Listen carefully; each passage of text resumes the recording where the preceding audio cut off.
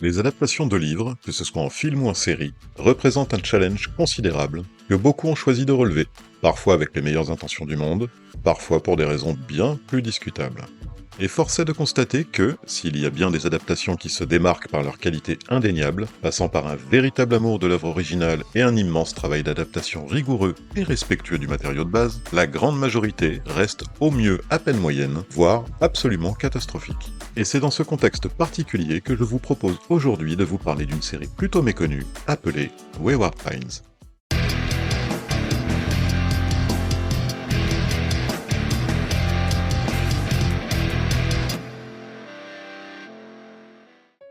Wayward Pines est une série de science-fiction américaine créée en 2015 par Chad Hodge et basée sur les romans éponymes de Blake Crouch. Chad Hodge est un auteur et producteur américain à l'origine de plusieurs séries, dont Runaway, The Playboy Club ou encore Good Behavior, une série elle aussi basée sur les écrits de Blake Crouch.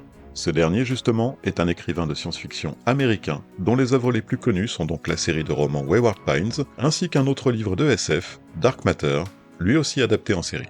Wayward Pines, la série, est composée de 2 saisons de 10 épisodes chacune, pour une durée moyenne de 43 minutes par épisode. On retrouve du beau monde au casting, laissant présager le meilleur. Matt Dillon, Carla Gugino, Terrence Howard ou encore Juliette Lewis pour les plus connus.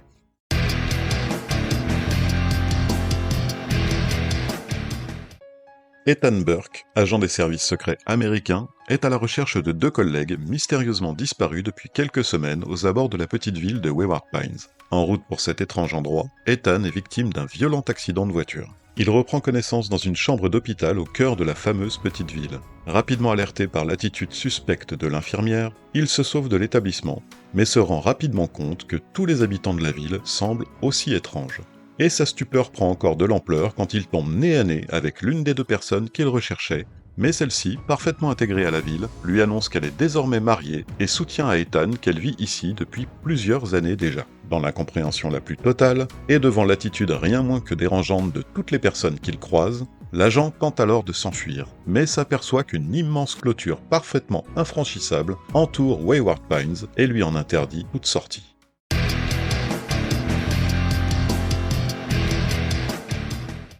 J'ai découvert Wayward Pines totalement par hasard. Je n'en avais jamais entendu parler, pas plus que de l'auteur des romans dont elle est tirée par ailleurs. Cependant, le pitch me donnait vraiment envie. L'histoire de cet agent, qui plus est joué par Matt Dillon, qui se retrouve prisonnier de cette mystérieuse ville aux habitants tous plus suspects les uns que les autres, m'a vraiment alléché. Et je me suis jeté dessus, non sans me dire que j'allais peut-être être déçu. Mais dès le premier épisode, j'étais complètement pris par l'histoire, par ses mystères et autres rebondissements inattendus, et j'avais très envie de voir la suite.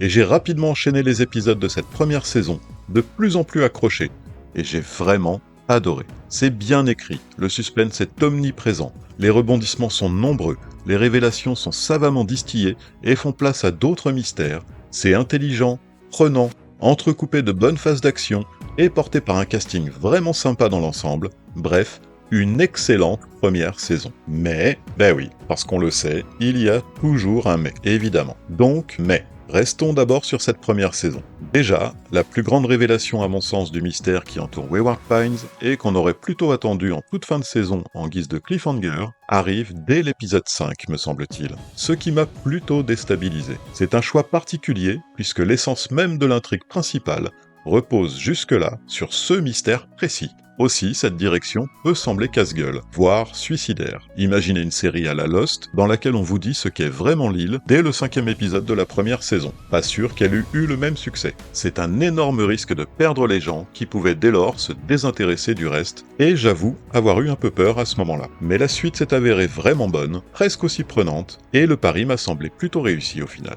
Ah bah tiens, parlons du final dans ce cas. Parce qu'autant je le trouve lui aussi dans l'ensemble réussi, autant les créateurs n'ont pas pu résister aux sirènes du « on vous colle une ultime scène qui vous tease une suite franchement pas nécessaire et probablement évitable, mais on aime bien le pognon ». Et cette scène-là, sans aller jusqu'à dire qu'elle gâche toute la saison, reste quand même cette tâche que vous auriez pu éviter si vous n'aviez pas repris une de ces énormes glaces qui vous dégoulinent allègrement dessus et dont vous n'aviez même pas envie, juste pour vous gaver quoi. Bon, cette analogie n'est pas ma meilleure, je vous le concède, mais vous voyez l'idée. Parce que cette dernière scène m'a paru presque déconnectée du reste, elle fait presque perdre un peu de son intensité à l'ensemble, et n'est qu'à un cheveu de parvenir à suspendre notre suspension consentie de l'incrédulité. C'est dommage, car sans cette fichue scène, la saison était vraiment réussie, semblait avoir été écrite pour les bonnes raisons et de la bonne manière, et si elle nous tease une seconde saison, elle arrive aussi à nous faire comprendre en une poignée de secondes que celle-ci, en revanche, sera conçue pour des motifs bien moins glorieux.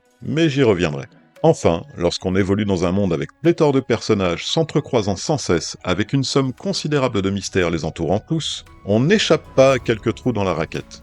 Quelques faiblesses dans le scénario, dans la narration, un ou deux acteurs à la limite du supportable, bref, rien d'insurmontable, mais qui éloigne cette saison de la perfection qu'on aurait voulu qu'elle atteigne. Et cette seconde saison alors ? Eh bien c'est là que tout s'écroule. Mais petite remise en contexte avant. Après avoir visionné la série, je me suis un petit peu documenté sur l'auteur qui en est à l'origine, Blake Crouch. Et j'ai alors appris que ce dernier avait pondu 3 tomes Wayward Pines. Si on pourrait légitimement s'attendre à ce qu'un tome équivale à une saison, eh bien il n'en est rien. La première saison raconte l'histoire des 3 volumes. Et du coup, vous voyez le truc venir ? Ah oui, la saison 2 est une histoire inédite, faisant certes suite à la première, mais ne se basant plus sur les écrits de Crouch. Après quelques recherches, il semble que Crouch ait été très impliqué dans la première saison, mais pratiquement écarté pour la seconde. Et je dois dire que sans même savoir ça lorsque j'ai commencé le visionnage de cette nouvelle volée d'épisodes, j'aurais presque pu le deviner. Toute cette seconde saison sent le réchauffer, le fameux tout pareil mais tout en moins bien. C'est mou, les acteurs m'ont paru s'ennuyer tout du long, les rebondissements sont au mieux abracadabrants, au pire aussi plaisant qu'une conversation avec son tonton bourré qui décide de parler politique un soir de Noël. On tient malgré tout, en espérant à chaque nouvel épisode qu'on va enfin assister à un tournant qui va changer la donne, relancer la série, lui faire retrouver son panache, mais on y croit de moins en moins. Et à juste titre, puisque ça n'arrivera pas. Cette saison est, en comparaison de la première salve d'épisodes, une catastrophe industrielle, finement annoncée par cette ultime scène du final de la saison 1. En ce qui me concerne, j'ai autant adoré la première saison que j'ai été déçu, presque en colère même, devant ce gâchis dont ils ont fait la deuxième. Et dire qu'une 3e saison avait été envisagée, jusqu'à ce qu'elle soit purement et intelligemment annulée 2 ans après la fin de la diffusion de la série. Et voilà comment on se retrouve devant les 2 faces d'une même pièce. Côté pile, on a cette première saison, excellente adaptation inspirée et respectueuse de son matériau d'origine, avec un vrai travail d'écriture pour condenser 3 romans en une saison de 10 épisodes. Et côté face, on se retrouve avec cette saison 2, qui n'est finalement l'adaptation de rien d'autre que celle des velléités mercantiles d'une poignée de producteurs avides qui ont choisi de tirer sur la corde de toute leur force, avec une écriture feignante, pas inspirée, une réalisation mollassonne, des personnages fades, et c'est d'autant plus impardonnable que la première saison se suffisait amplement à elle-même.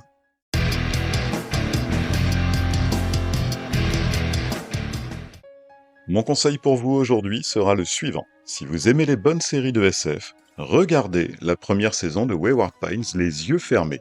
Enfin, façon de parler, sinon vous allez vite vous emmerder.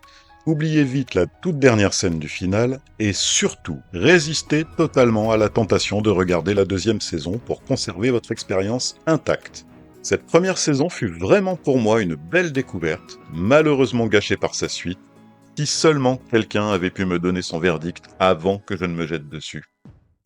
Merci de m'avoir écouté jusqu'au bout. Je tiens à vous remercier une fois encore pour votre suivi. N'hésitez pas à me dire en commentaire ce que vous avez vous-même pensé de Wayward Pines, sans spoiler bien entendu. Pour la prochaine fois, je vais vous parler d'une vieille série qui me tient pourtant particulièrement à cœur et qui est à mon sens à l'origine de beaucoup de ce qu'on a pu voir depuis.